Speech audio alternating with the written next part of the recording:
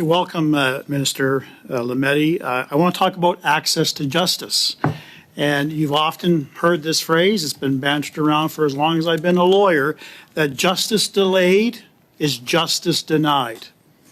So we know that ripped from the headlines and ripped right from the Chief Justice of the Supreme Court of Canada, he is calling for the speedy appointment of more judges in a letter that he penned directly to Prime Minister Justin Trudeau. In the wake of that particular letter, you told reporters in Ottawa that you understand the problem posed by the vacancies and said, I'm working very hard with people across the country to make the system work. We have 90 judicial vacancies across this country, 24 of which are in the province of Ontario, civil cases and criminal cases. What do you say to Canadians? What do you say to victims? What do you say to defendants? What are you saying to other judges who are now facing an extra burden with their caseload?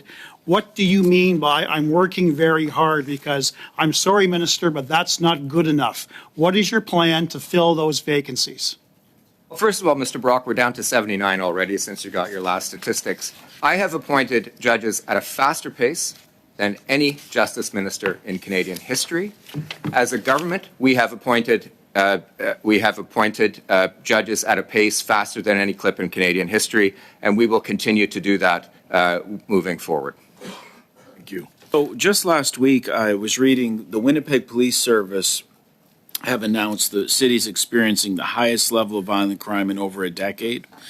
They have reported that violent crime is up 25% last year compared to 2021, another 17% over the 5-year average. And all types of crime, particularly violent crime, significant uptick in Winnipeg. And I would look at that as a signal that we're doing some things wrong, that we have to address violent repeat offenders, we have to address recidivism. I put it to you, how do you take these stats coming out of Winnipeg, and are you concerned? We know that we've had a 32% increase in violent crime over the last 8 years. Do you feel that when Jurastat and StatsCan publish their findings later this year that we're going to see an uptick across the country in violent crime as is being seen in Winnipeg?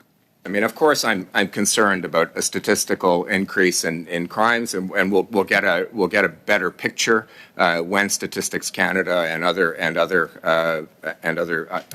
statistics gathering organisms will give us those statistics. We've come through a pandemic. We've come through economic uncertainty. We're in the middle of a mental health, I'd say, crisis, in part brought on by the pandemic. And so this isn't completely unexpected. What we have to do as legislators is react to that. And Bill C-48 is part of the reaction to that with respect to repeat violent offenders with weapons.